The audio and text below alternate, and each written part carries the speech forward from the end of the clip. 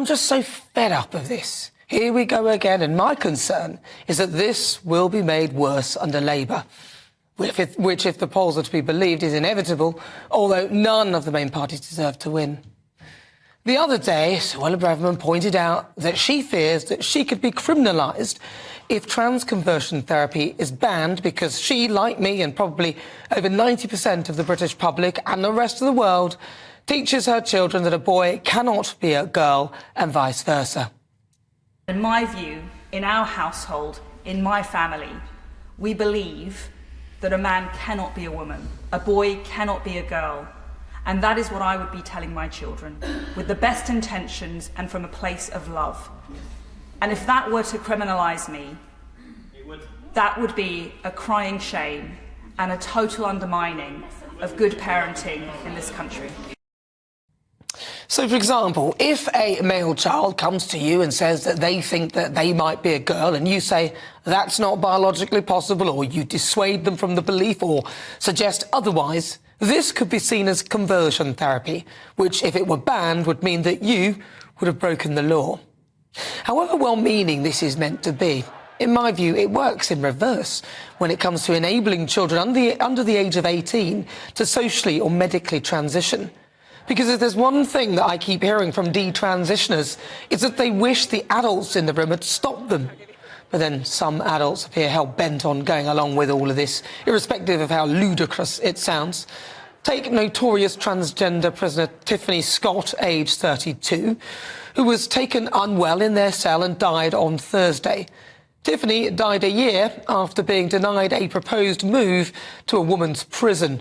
The transfer was only blocked after the Isla Bryson scandal.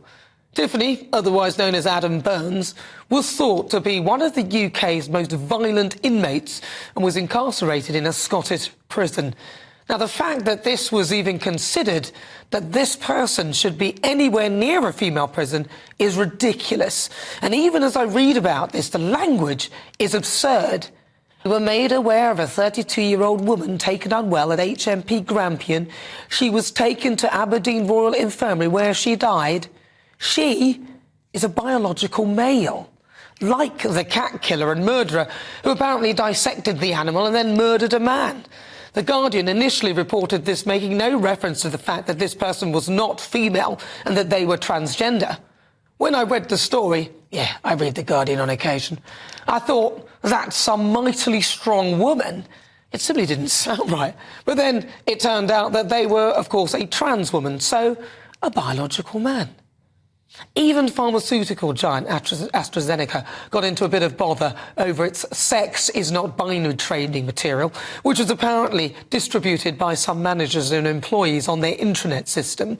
The material stated that biology has a spectrum and classifying a person as either male or female fails to capture even the biological aspect of gender. A former employee said this of AstraZeneca, that it was the most extreme company that I have ever worked with in terms of gender identity ideology. Well, a spokesperson for AstraZeneca said, at AstraZeneca, our aim is to cultivate inclusion and belonging by fostering an environment where everyone feels valued and heard and respected. We are muddying the waters of reality and confusing a generation of people who need clarity and guidance. A man can never be a woman, and a woman can never be a man. I will continue to say this until I am blue in the face.